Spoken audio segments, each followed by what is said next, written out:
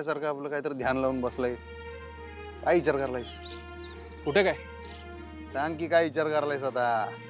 काही नाही, आपलं हेच जरा विचार करत होतो. काही विचार करू नका तुम्ही लई.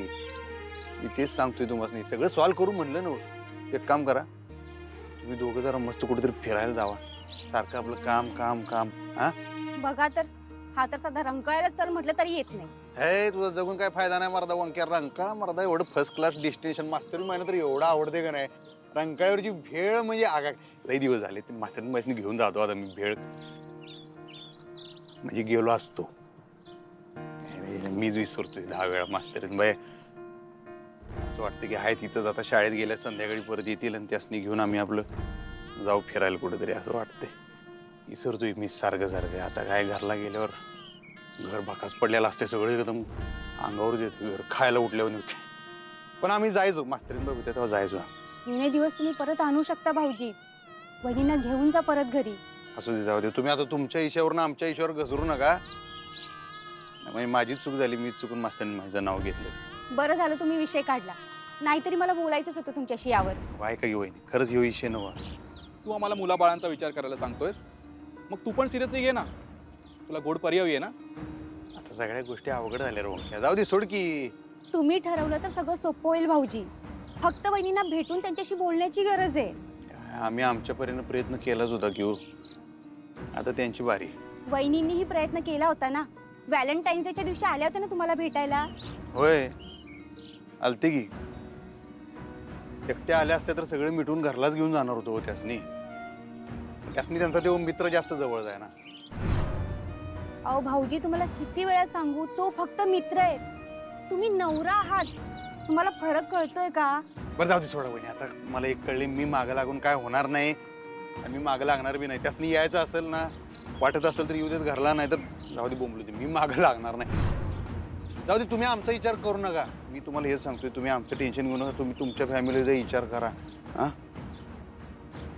मला तेव्हा मग हळूहळू आम्ही मोठे झालो आणि मग मला जास्तच आवडायला लागली ती. मी अनेक वेळा तिला हिंट्स दिल्या, पण तिला कधी कळल्याच नाहीत त्या. मग जेव्हा अमेरिकेत जायची वेळ आली तेव्हा मला खरंच तिला इथे सोडून जायचं नव्हतं. खूप समजावलं मी तिला, अमेरिकेत चल माझ्याबरोबर, तुला काय करायचंय ते कर, शिकायचं ते शिक. पण ती नाही म्हटली, कारण तिला हा देश सोडून, तुम्हा सगळ्यांना सोडून यायचं नव्हतं. खूप राग आला होता मला तेव्हा. इगो हर्ट झाला होता माझा. मी तिला म्हटलं, तुला नाही यायचं ना, नको येऊस, मी जातो. तुझ्यासारख्या भरपूर मुली मिळतील मला तिकडे, असं रागात बोलून गेलो होतो मी. पण तिकडे गेल्यावर कळलं की अक्षरासारखी कोणीच नाही. तिकडे खूप मुलींची मैत्री झाली माझी. पण मला असं लक्षात आलं की मी त्या सगळ्या मैत्रिणींमध्ये फक्त अक्षराला शोधतो. पण कुठल्याच मुलीमध्ये मला अक्षरा सापडत नव्हती. आणि तेव्हा मला लक्षात आलं की जिथे अक्षरा नाही तिथे नाही थांबायचं. मला तिथे गेलं पाहिजे जिथे अक्षरा खरंच आहे. आणि म्हणून मी तिकडचं सगळं सोडून भारतात परत आलोय, फक्त अक्षरासाठी. अरे तू अमेरिकेला गेलास त्यावेळेला ती एकटी होती. आता तिचं लग्न झालंय, ती एकटी नाहीये. ठीक आहे बाबा, काही प्रॉब्लेम नाहीये.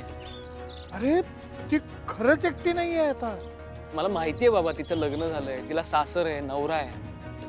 आता एवढंच नाहीये, मग ती आता 2 जीवांची आहे.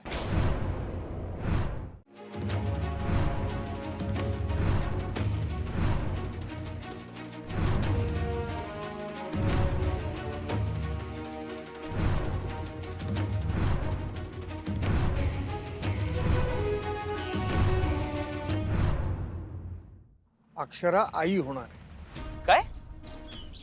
अक्षरा खरंच? हो. मग ही बातमी तिने मला का नाही सांगितली?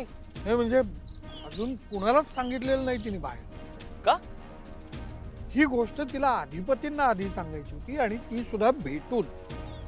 ओ ओके. त्या दिवशी फॅक्टरीमध्ये ती याच्यासाठीच गेली होती.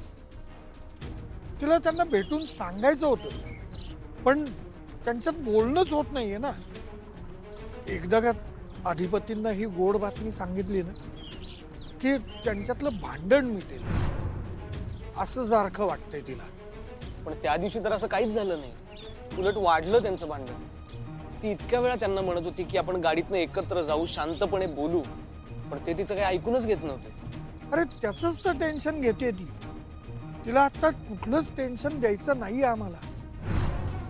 ती आता सुखात आनंदात राहायला पाहिजे, एवढंच आमचं म्हणणं आहे.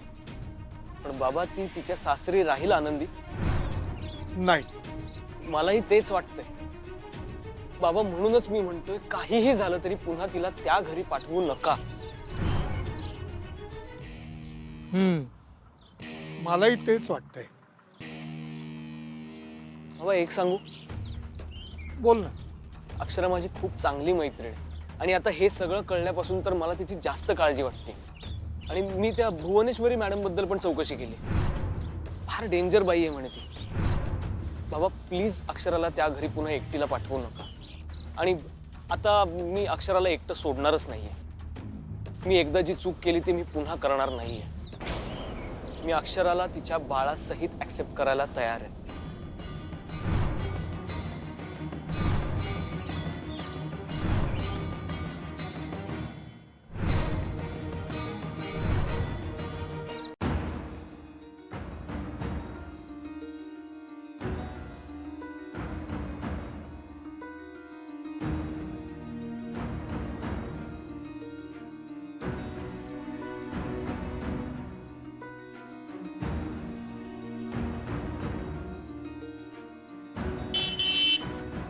Sorry sorry sorry